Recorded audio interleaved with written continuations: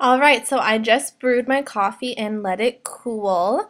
This is the container I'm putting it in, and here I am showing you the container I put it in. Okay, so this is my hair now, originally. I have a lot of layers in my hair. I have a lot of curls, obviously. Yes, I have no makeup on. Please not judge me. And also my hair is looking really greasy in this, um, screenshot. That's kind of gross. Okay.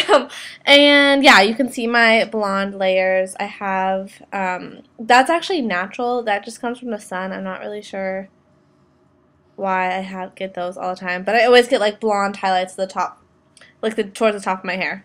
Anyway, yes, so that is my hair before. Okay, so this is all the stuff I'm going to be using. A shower cap for when my hair is full of coffee, hair clips to pin up the different layers that I just put coffee in, plastic wrap to wrap the individual layers, and a rag.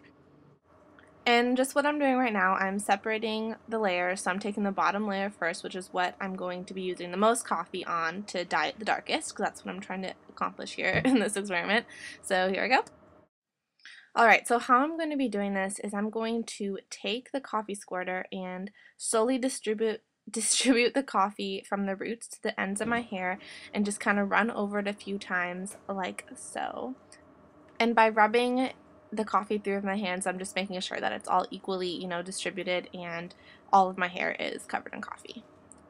Now the next step to do is to comb your hair out with the coffee in it. So first I'm just running it over really quickly with a light rag to just absorb a little bit of the excess coffee before I comb it, because coffee will be like spraying everywhere if I don't. So I'm just going to comb through it like this. And I actually went back and put more coffee in my hair because I wanted it to be thoroughly, thoroughly soaked, especially on the parts that I wanted it to be darkest. So that's what I'm doing right here. So this part is wrapping up the hair that I just soaked in coffee, so the bottom layer.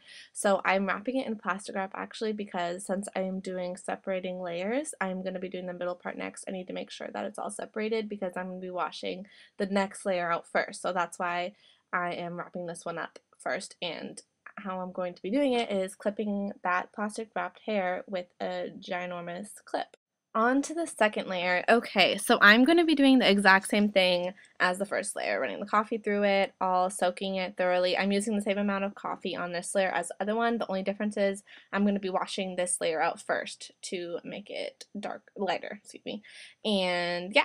And to tie up this one, I didn't do anything fancy. I just twirled it up in a little bun and ponytailed it into my hair. And yes, it might look a little weird. We're just going to wrap the whole thing in a shower cap and start letting it sit. So after letting the coffee sit in my hair for about 15 minutes, it's time to wash out the second layer. This part is a little bit tricky. It's why we wrapped up the bottom layer in plastic wrap as to keep the coffee there while we're rinsing off the middle layer.